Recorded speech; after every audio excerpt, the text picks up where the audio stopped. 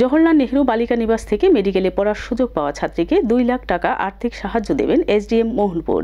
বৃহস্পতিবার Natunnagar Kathaltali petrol pump সংলগ্ন এলাকাস্থিত জওহরলাল নেহরুর বালিকা নিবাসের 52 জন ছাত্রীদের মশারি ও কম্বল প্রদান করা হয় মোহনপুর মহকুমা শাসক সুভাষ দত্ত, মোহনপুর মহকুমা শাসক কার্যালয় কমিটি ও টিসিএস অফিসার অ্যাসোসিয়েশনের উদ্যোগে।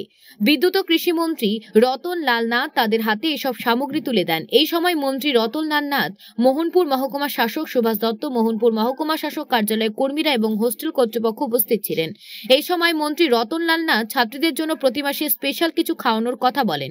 পাশাপাশি তিনি আগামীকাল ছাত্রীদের ইলিশ মাছ খাওয়ানোর ব্যবস্থা করেন এবং আজ তাদের পিজা খাওয়ানোর ব্যবস্থা করেন। পাশাপাশি কর্মসূচির মধ্যে দিয়ে মন্ত্রী রতন লাল নাথের মাধ্যমে মোহনপুর মহকুমা শাসক সুভাষ দত্ত প্রতিশ্রুতি দেন, এই বালিকা নিবাসের যে ছাত্রী দ্বাদশ শ্রেণীর পাশের পর ডাক্তারি পড়ার সুযোগ পাবেন তাকে 2 লক্ষ টাকা আর্থিক সহযোগিতা করবেন। মোহনপুর মহকুমা শাসক সুভাষ দত্তের এই মহৎ উদ্যোগের জন্য মন্ত্রী রতন লাল নাথ সহ উপস্থিত সকলে মোহনপুর মহকুমা শাসক সুভাষ দত্তকে সাধুবাদ জানান।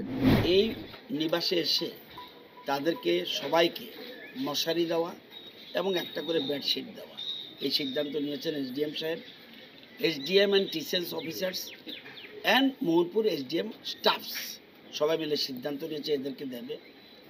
এবং আজকে এখানে এসে এগুলি দেওয়ার পরে 52টা সেট দিয়েছে মশারি, 52টা বেডশিট প্লাস 5,000 টাকা নগদ দিয়েছে। উনি এখানে এসে আপ্লুত, উনি বলছেন, স্যার আপনার সামনে বলছি যে 12-এর যারা ভালো রেজাল্ট করার পর যারা মেডিকেলে যদি কেউ চান্স পায় তাকে আমি 2 লক্ষ টাকা দেব, যাতে তার পড়াশোনার সুবিধায় কাজে লাগে। এই ব্যাপারটা নিয়ে আমরা এসেছি এখানে।